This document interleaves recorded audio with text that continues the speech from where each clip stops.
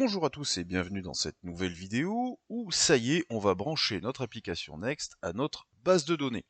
Je vous rappelle que on avait monté une base de données avec Docker et ensuite, oups, ah bah, pas bien, j'ai pas nettoyé, hop là, pardon, tac, tac. Donc ensuite on avait fait notre fichier de variable d'environnement pour stocker nos informations sensibles, le .env.local. Et on avait aussi un Docker Compose qui nous permettait de lancer notre base de données. D'ailleurs, je vais redémarrer ce petit monde. Donc, je vais pas redémarrer le front. Je vais simplement, enfin le front, next. Je vais simplement redémarrer ma base de données. Hop. On va attendre le temps qu'elle se mette en place, etc. Ça va le faire. Donc, pour mettre en place tout ça, il me faut un fichier de configuration, un fichier de connexion. Pour ça, donc je me rends dans le SRC, app c'est le routage, composant les morceaux et style, le style. Je vais donc me faire un nouveau dossier que je vais appeler lib. Alors lib, ça veut rien dire, hein, pour Next, c'est pas un fichier, un nom mécanique, on va dire ça comme app ou API. Par contre, c'est une petite convention où on stocke énormément on y met dedans plein de choses pour les connexions, les authentifications. Bon, après, encore une fois, tant que ça reste logique, on est libre de monter notre système comme on veut. Ici, donc, dans lib, je vais monter mon fichier. Alors là aussi, pareil, pour moi, c'est un nom classique, le dbconfig.js. Et c'est là-dedans que je vais installer tout ce qu'il y a installé. Enfin, à connecter. Mais avant ça, il faut que j'installe un ORM, donc cet outil qui permet de faire la passerelle plus simplement entre l'applicatif et la base de données. Et pour ça, l'ORM que j'ai choisi, qui est le plus simple, hein, pour faire des premiers montages, c'est Sequelize. Next, par défaut, va quand même vous inviter dans beaucoup de tutos et dans leur documentation à installer Prisma. Pourquoi pas, il est très très bon, hein, je l'aime bien aussi.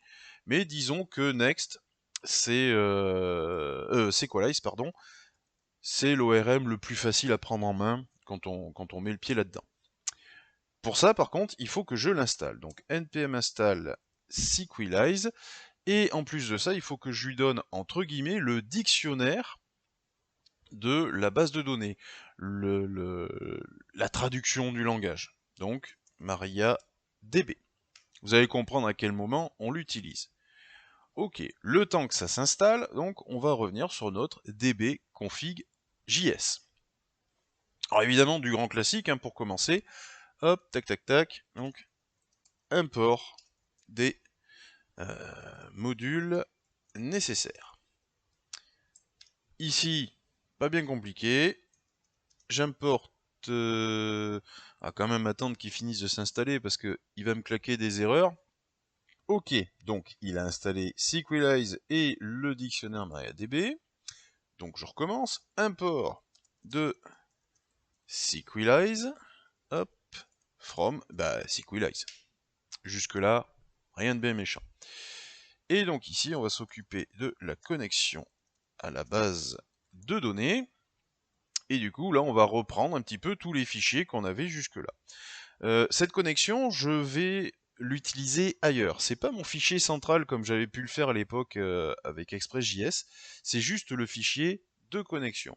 Donc, il faudra l'exporter. Je stocke pour l'instant mon système de connexion dans une variable que je vais appeler Sequelize, mais avec un S minuscule. Je crée un autre objet Sequelize. On ouvre les parenthèses et on va commencer à paramétrer. Dans un premier temps, il a besoin de quoi? Il a besoin de l'utilisateur, de son mot de passe et de la base de données. Et je vous rappelle que on avait déjà mis tout ça dans un fichier d'environnement. Et pour pouvoir utiliser donc ces variables d'environnement, c'est pas très compliqué. On se fait un process.env. Et bien ici, il me faut l'utilisateur, donc ça sera dbname. Hop, process.env.dbuser et process.env.dbhost. Ok. À partir de là, c'est un groupe d'options en objet, donc j'ouvre mes accolades et je continue. Host, où se trouve la base de données? Mais ici, à droite, on le voit dans le env.local, c'est dbhost. Donc, process.env.db_host. C'est un objet, on n'oublie pas la virgule. Le port, alors en général, on n'a pas besoin de le préciser puisque ça va utiliser le port par défaut de MariaDB. Par défaut, MariaDB se situe sur le 3306. Donc, mais bon, autant le mettre. process.env.db port. On a besoin du dialecte, d'expliquer à SQLize quel est le langage. C'est pour ça qu'on avait installé juste en dessous MariaDB.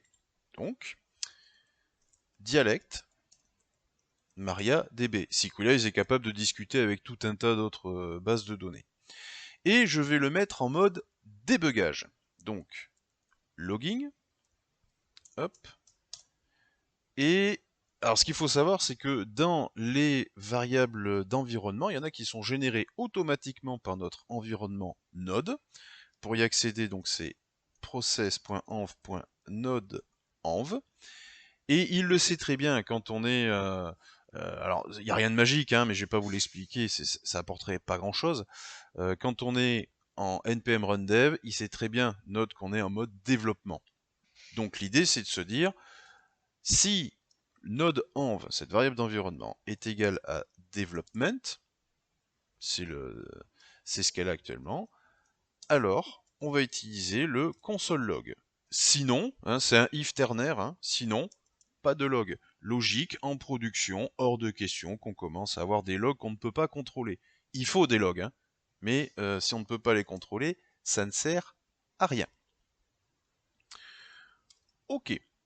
Et donc ensuite, je vais simplement me faire un export default de SQLize.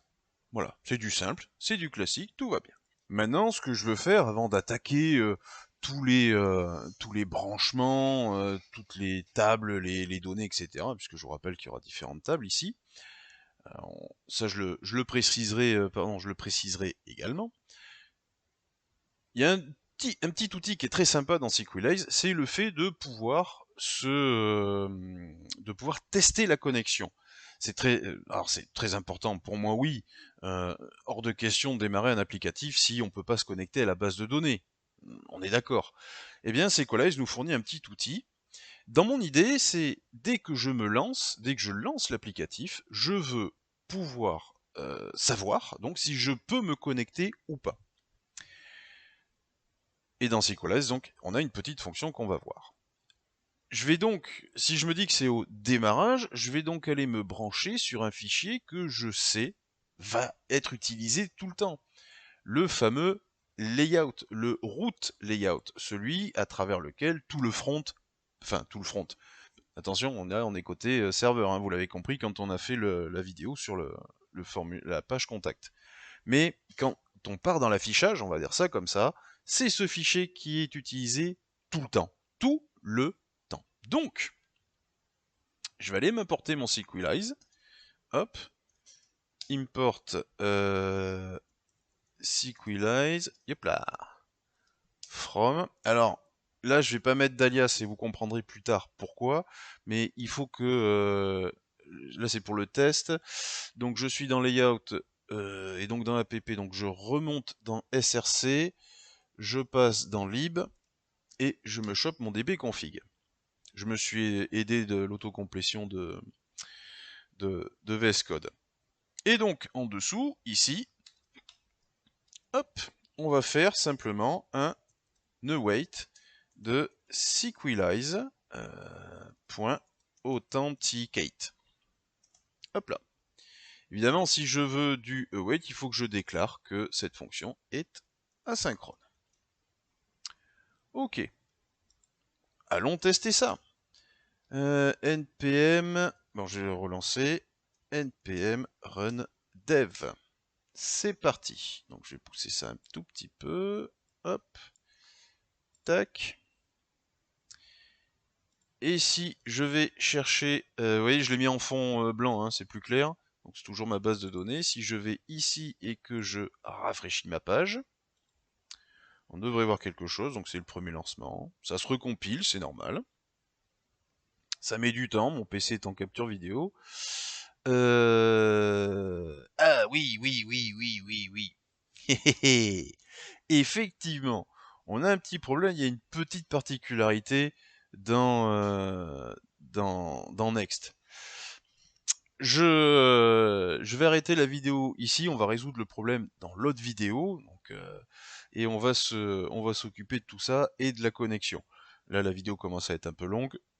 On a fait notre mise en place. Prochaine vidéo donc, on résout ce problème du module NodeFound sur une base de données qui ne nous concerne pas en plus. En attendant, à gauche, en haut, je vous mets la playlist de Next.js 15. En bas, à gauche toujours, pardon, une vidéo que YouTube aura choisie pour vous.